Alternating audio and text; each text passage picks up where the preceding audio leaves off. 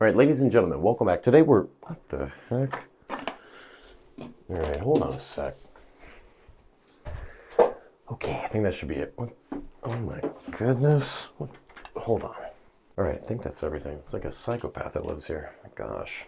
All right, welcome back, ladies and gentlemen. My name is Nicky Muscle from MitigateStress.com. In this video, we're going to be discussing hot baths. This is a very requested topic. We talked about it before. We have a blog that goes into great detail written down below. You can check that out. Explains everything you need to know. We'll also put some information in the description just to make sure that you don't miss anything, because it's very, very important that you understand everything that you read or you watch this video through its entirety, because you can make or break your health with hot baths and infrared saunas if you don't know what you're doing, if you don't have the right raw materials, hydration, and protocols at your disposal, in your knowledge, your awareness, you can make yourself very sick, right? So we don't want to do that. First and foremost, you got to filter your water. You want to be bathing in chemicals. Depending where you live in the world, it's going to be more toxic, less toxic. Either way, I don't care. Get yourself a shower filter, right? Omica Organics. We have a discount code. We're affiliated with them. I believe it's MGS10 or something. We'll put that down below. This is the one that we've been using for years. It's the one that we recommend. That's why we affiliate with them. We only affiliate with products that we test a lot, right? So filter your water first. We'll put that down below. Number two, get yourself a high quality magnesium source. This video is sponsored by MitigateStress.com Magnesium Bicarbonate, the world's most pure, clean, and bioavailable form of magnesium on the planet. Master mineral drink. Internal magnesium, but we also sell a bath formula. But when you use our bath formula, you can definitely use it in the bath. That's fine. But we're trying to replenish our magnesium levels. So a foot bath is superior if you're trying to do that. Now, if you're in the bath, we recommend using Epsom salt because it's cheaper. And then you combine it with magnesium chloride flakes, which is a little bit more actually a lot more bioavailable than this. But I still like Epsom salts. They're very effective. You can use a lot of them too. And then you can also use a little bit of our magnesium concentrated bicarbonate formula. So I like to use 3 forms of magnesium when I take a bath. Very effective. Then you want to use some form of salt. I like baking soda. I know some people complain about Arm & Hammer. I don't think it does contain aluminum. I don't usually use this brand, but it just happened to be here on hand. So baking soda, I really, really like. I like to use a lot of it. And you can also use some sea salt. Also, ACV removes any chlorine that the shower filter may have missed, but it also acidifies the water, helps to acidify the skin. The skin prefers that, a lower pH. And then clay, very important because we're going to be sweating a lot. We're going to be expelling a lot of toxins. It's very important that we don't reabsorb them. That's where clay comes in. Sun-dried clay is the best. Bentonite clay can contain a lot of heavy metals, so watch for that. All right, so we talked about magnesium, salt or baking soda, ACV, apple cider vinegar, clay, and then, heavy cream or shea butter or coconut cream, just to soothe the skin, just to make sure that you're not getting dry skin or anything like that. That's all. That's pretty much it. So that's before, right? You also want a thermometer and a water heater to maintain a nice steady 105-degree Fahrenheit temperature. No lower than 103 degrees Fahrenheit, no higher than 110 degrees Fahrenheit for roughly 30 to 90 minutes. The skinnier you are, maybe 30 minutes max, and then the more fat you have in your body, you can go for 90 minutes to 2 hours. But be very careful, never do 2 hot baths in a row. If you do 2 hot baths in a row, like consecutive days, you can do just less time, less intense, less heat, and just kind of use it just for minerals and just for relaxing. But when you're doing a hot bath like this, which is like a lymphatic hot bath, which is very intense, you got to have the right protocol. So we talked about what to do before.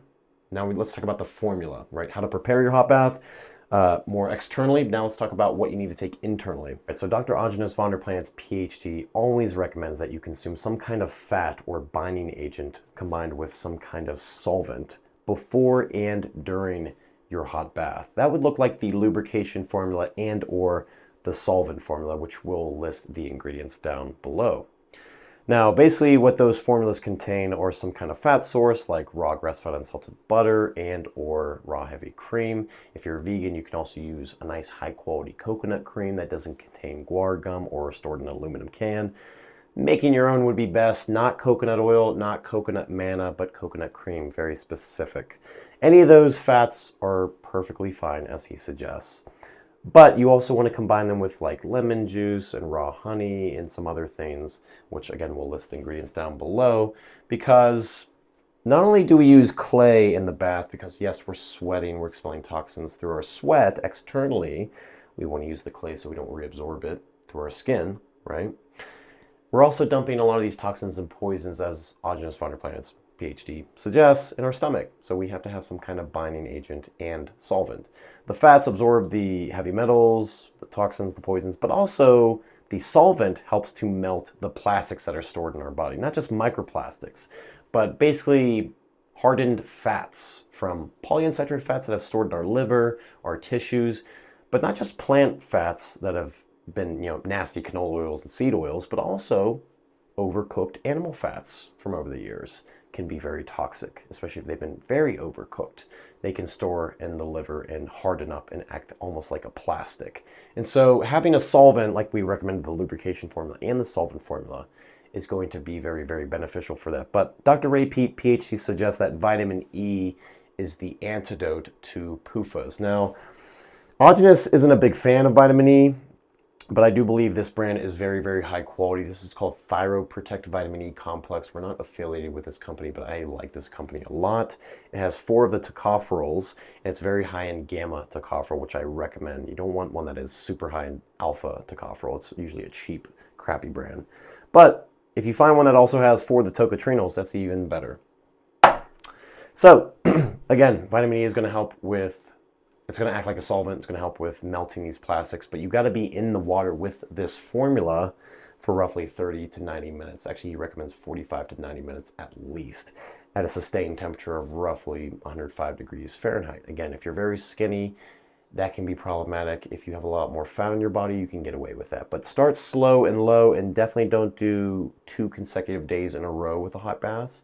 I'd say start with twice a week and work up to 3, maybe 4 times a week every other day, but 3 is pretty much max. All right, so the final thing I want to discuss is to make sure that you have your hydration game on point. Basically, you want to treat your hydration like an IV, like a marathon. You want to sip. You don't want to gulp. You don't want to treat it like a sprint, because the more you gulp and drink like crazy, you're going to flush your minerals out and you're going to be more dehydrated in the long run. So hydration is about preparing most importantly, but you also want to hydrate during and after your hot bath. So what are you going to hydrate with? You can do raw grass-fed milk, sip on that before, during, and after, of course. You can also drink Gerald Steiner European bicarbonate-rich mineral water. Highly recommend that. Combine that with some magnesium bicarbonate, sip on it slowly, some Icelandic sea salt, call it a day. You can also combine some raw, cold press, fresh juices. So cucumber juice, peeled, organic. Combine that with celery, lemon, ginger, carrot. That's a great combination. You can also put some raw heavy cream in that, stir it up. Because a lot of people don't realize that raw fats are not only nourishing with vitamins, minerals, and stuff, but also very, very hydrating.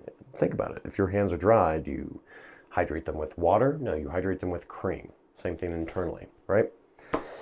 What else am I missing? Yes, you can hydrate with the solvent formula and lubrication formula during, but that's more just before to prepare the hot bath. So water, raw milk, juices, that's pretty much everything. Pretty much covered everything. So final thing, final thoughts, bonus, you can also finish off with a cocoon where you go in your bed, put a bunch of blankets on you, and just continue the heating process. Still hydrating though. Don't forget to sip. Keep hydrating because you sweat a lot. All right, guys, that's pretty much it. Again, don't forget to read our extensive blog down below. We'll post more videos on hot baths. We'll revisit this topic a bunch, so let us know if you got any questions. All right, God bless. Peace.